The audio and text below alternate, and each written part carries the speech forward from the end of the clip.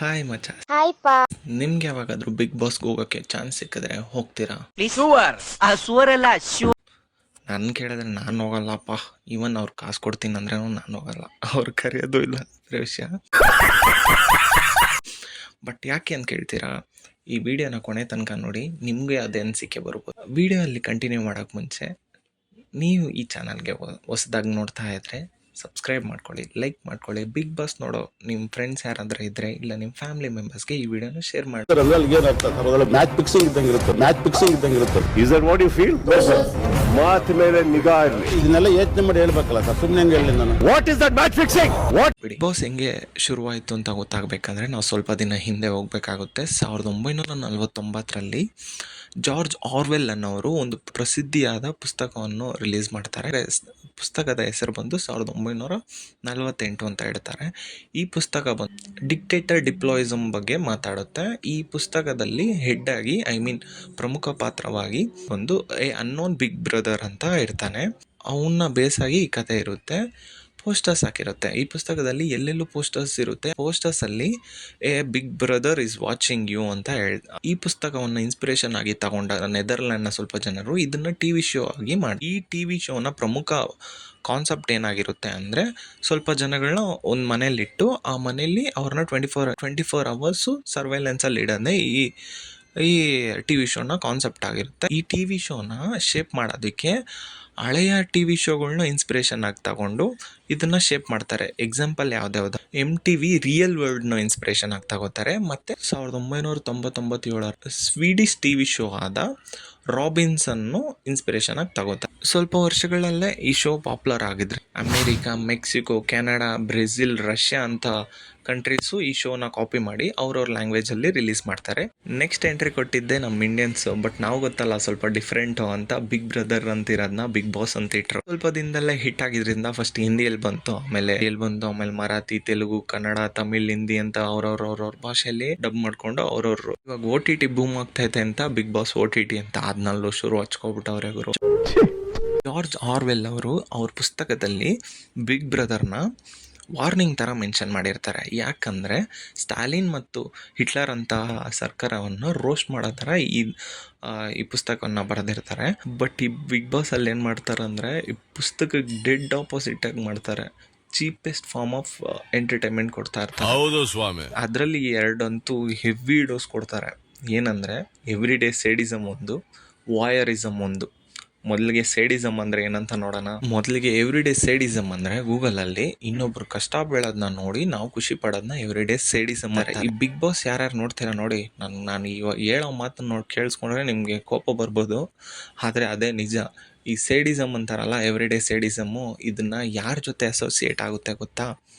ಸೈಕೋಪಾತ್ಗಳ ಜೊತೆ and murder ಮಾಡ್ತಾರಲ್ಲ ಅವ್ರ ಜೊತೆ. ಯಾಕಂದರೆ ಮರ್ಡ್ರ್ ಮಾಡೋರು ಸೈಕೋಪಾತ್ಗಳೇ, ಬೇರೆಯವ್ರ ಕಷ್ಟ ನೋಡಿ ಖುಷಿ ಪಡ್ತಾರೆ. ನೀವು ಅಂಥವ್ರೆ ಬಿಗ್ ಬಾಸ್ ನೋಡೋರು ನೀವೇ. ಎವ್ರಿ ಡೇ ಸೇಡಿಸಮ್ಗೆ ಎಕ್ಸಾಂಪಲ್ ಕೊಡಬೇಕಂದ್ರೆ, ಈ ಕಾಲದಲ್ಲಿ ಸ್ಟ್ರೀಟ್ ಬಾಕ್ಸಿಂಗ್ಗಳು, ಸ್ಟ್ರೀಟ್ ಫೈಟ್ಗಳೆಲ್ಲ ನೋಡಿರ್ತೀರ. ಈ MMA ಫೈಟ್ಸು, UFC ಫೈಟ್ಸ್ ಎಲ್ಲ ನೋಡಿರ್ತೀರ. ಅದು ಎವ್ರಿ ಡೇ ಸೇಡಿಸಮ್ಗೆ ಒಂದು ಬೆಸ್ಟ್ ಎಕ್ಸಾಂಪಲು. ಯಾಕೆಂದರೆ ಒಬ್ಬನು ನೋಡಿತಾ ಇರ್ತಾನೆ, ಅದನ್ನು ನೋಡಿ ನಾವು ಖುಷಿ ಪಡ್ತಾ ಇರ್ತೀವಿ. ಈ WWE, UFC ಅದೆಲ್ಲ ಎವ್ರಿ ಡೇ ಸೇಡಿಸಮಲ್ಲೇ ಬರುತ್ತೆ. ಇನ್ನೊಂದು ಎಕ್ಸಾಂಪಲ್ ಕೊಡಬೇಕಂದ್ರೆ, ಈ ಮ್ಯಾನೇಜರು ಯಾರಂತಾನೆ ಗೊತ್ತಿರಲ್ಲ, ಒಂದು ಎಂಪ್ಲಾಯಿ ಅವ್ನ ಹಿಂದೆನೇ ಬಿದ್ದಿರ್ತಾನೆ, ಅವ್ನು ಏನು ಮಾಡಿದ್ರು ಬೈತಾ ಇರ್ತಾನೆ, ಅವ್ನು ಬೈಯಾಗೆ ಕಾಯ್ಕೊಂಡಿರ್ತಾನೆ. ಅದು ಅವನು ಮ್ಯಾನೇಜರ್ ಪಡ್ಕೊಳ್ಳೋ ಎವ್ರಿ ಡೇ ಸೇಡಿಸಮ್ಗೆ ಒಂದು ಬೆಸ್ಟ್ ಎಕ್ಸಾಂಪಲು. ಈ ಸ್ಕೂಲ್ಗಳೆಲ್ಲ ರ್ಯಾಗಿಂಗ್ಗಳು ಮಾಡ್ತಾರೆ, ಒಬ್ರು ಕಷ್ಟ ಕೊಟ್ಬಿಟ್ಟು ಅದರಲ್ಲಿ ನೋಡಿ ಖುಷಿ ಪಡ್ತಾರೆ ನೋಡಿ, ಅದು ಎವ್ರಿ ಡೇ ಸೇಡಿಸಮ್. ಇದಕ್ಕೆಲ್ಲ ಒಂದು ಬೆಸ್ಟಾಗಿ ಹೇಳ್ಬಿಡ್ತಾರೆ, ಇದೆಲ್ಲ ನೇಚರ್ ಬ್ರೋ, ಏನು ಮಾಡೋಕ್ಕಾಗುತ್ತೆ ಬ್ರೋ ಅಂತಾರೆ. ಇಲ್ವಾ ಬ್ರೋ, ಇದೆಲ್ಲ ಕರ್ಮ ಬ್ರೋ, ಅವ್ರವ್ರು ಮಾಡಿರೋ ಕರ್ಮ ಅವ್ರವ್ರು ಅನುಭವಿಸ್ತವ್ರೆ ಅಂತಾರೆ. ಇಲ್ಲ, ಅದೇನು ಅಲ್ಲ, ನೀನು ಸ್ಯಾಡಿಸ್ಟು, ಸೇಡಿಸಮ್ನ ತುತ್ತಾಗಿರೋದು ಸೈಕೋಪಾತ್ನಿ. ಈ ಸೇಡಿಸಮ್ನ ಎಕ್ಸ್ಪ್ಲಾಯ್ಟ್ ಮಾಡಿನೇ ಈ ಬಿಗ್ ಬಾಸ್ ಫಾರ್ಮುಲಾ ಇರೋದು. ಜನಗಳಿಗೆ ಈ ಕಚಡ ನೋಡೋಕೆ ಇಷ್ಟ, ಅವ್ರಿಗೆ ಆ ಕಚಡ ಕೊಡಿ, ಇದೇ ಅವ್ರ ಕಾನ್ಸೆಪ್ಟು. ರೀಸನ್ ಇಲ್ದಿರ ಜಗಳ ಆಡ್ತಾ ಇರ್ತಾರೆ. ಅದು ಯಾವುದೋ ಸೀಸನಲ್ಲಿ ಹುಚ್ಚ ವೆಂಕಟ್ ಅವ್ರು ಯಾರು ರವಿಗೆ ಹೊಡಿತಾನೆ, ಅದೇ ಹುಚ್ಚ ವೆಂಕಟು ಇನ್ನೊಂದು ಸೀಸನಲ್ಲಿ ಪ್ರತಾಪ್ ಹೊಡಿತಾನೆ. ಈ ವಿಷಯನ ಬರೀ ಕಂಟೆಸ್ಟೆಂಟ್ಸ್ ಮಾತ್ರ ಮಾಡಲ್ಲ, ಈ ಶೋ ರನ್ ಮಾಡೋರು ಹಂಗೆ. ಆ ಟಾಸ್ಕ್ ಅಂತ ಕೊಡೋ ಟಾಸ್ಕ್ಗಳು ನೋಡಿ. ಅದು ಯಾವುದೋ ಬಿಗ್ ಬಾಸಲ್ಲಿ ನೋಡಿದೆ, ಈ ವಿಡಿಯೋ ಮಾಡಬೇಕಾದ್ರೆ ಸರ್ಚ್ ಮಾಡಿ ನೋಡಿದಾಗ ಸಗಣಿಯಲ್ಲಿ ಸ್ನಾನ ಮಾಡಿಸ್ತಾರೆ ಮನುಷ್ಯರನ್ನ. ಅದೆಲ್ಲ ಒಂದು ಟಾಸ್ಕಾ ಹೇಳಿ? ಅದೆಲ್ಲ ಒಂದು ಟಾಸ್ಕಾ? ಅದನ್ನು ನೋಡಿ ಬೇರೆಯವರು ಖುಷಿ ಪಡಬೇಕಾ?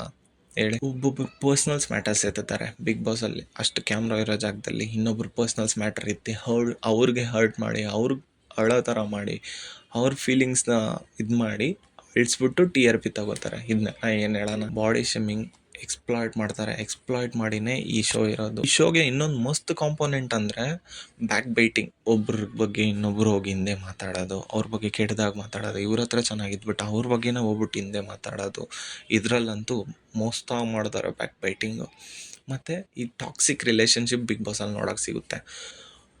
ಟಾಕ್ಸಿಕ್ ರಿಲೇಷನ್ಶಿಪ್, ಅದರಲ್ಲಿ ಫೇಕ್ ರಿಲೇಷನ್ಶಿಪ್ ಬೇರೆ ಇರುತ್ತೆ, ಅದನ್ನು ತೋರಿಸ್ತಾರೆ. ಯಾಕೆ ಹೇಳಿ? TRPಗೋಸ್ಕರ.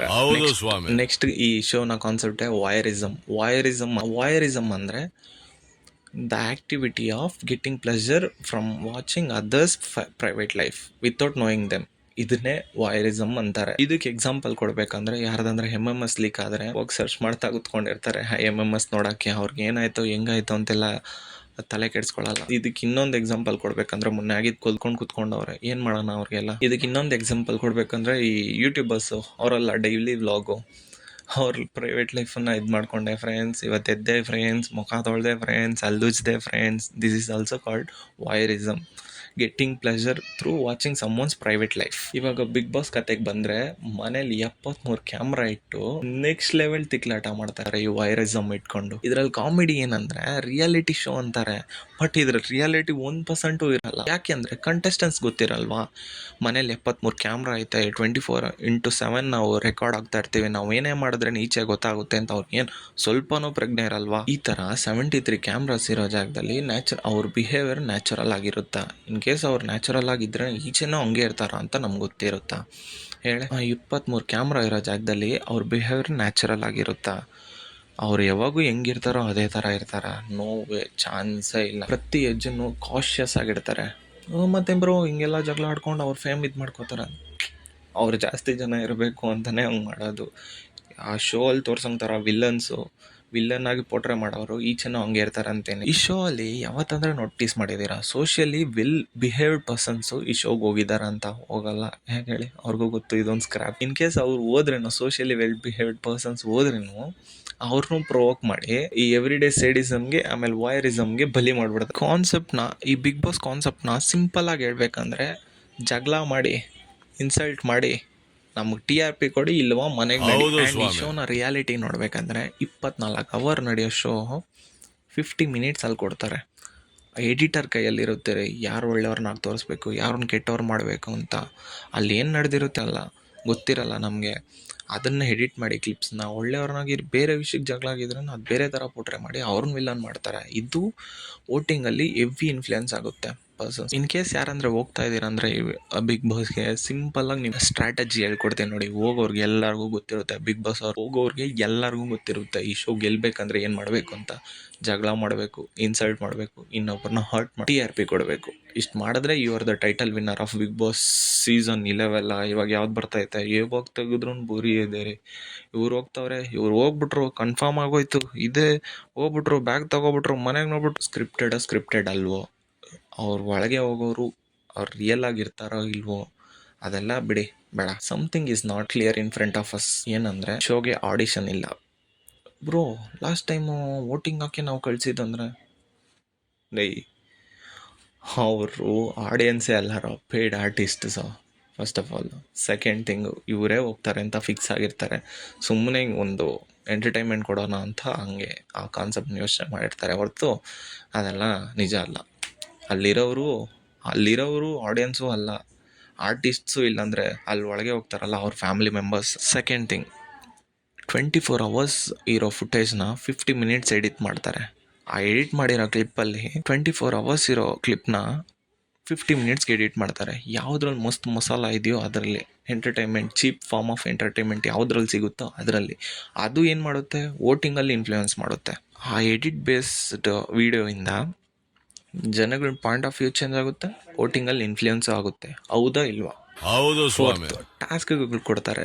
ಆ ಟಾಸ್ಕ್ಗಳಲ್ಲಿ ಜಗಳ ಆಗಬೇಕು, ಇನ್ನೊಬ್ಬನ ಪ್ರೊವೋಕ್ ಆಗಬೇಕು, ಒಬ್ಬನ ಅಳಬೇಕು, ಅದರಲ್ಲಿ ನಮ್ಗೆ TRP ಸಿಗಬೇಕು, ಮಸ್ತ್ ಮಸಾಲ ಇರಬೇಕು ಅಂತ ಟಾಸ್ಕ್ಗಳೇ ಕೊಡ್ತಾರೆ. ಶೋ ಅವ್ರದ್ದು, ಕಾಸು ಅವ್ರದ್ದು, ಟೈಮ್ ವೇಸ್ಟ್ ಆಗ್ತಾ ಇರೋದು ನಮ್ಮದು, ಮೆಂಟಲ್ ಹೆಲ್ತ್ ಹಾಳಾಗ್ತಾ ಇರೋದು ನಮ್ಮದು. ತಿಳ್ಕೊಳ್ರೋ.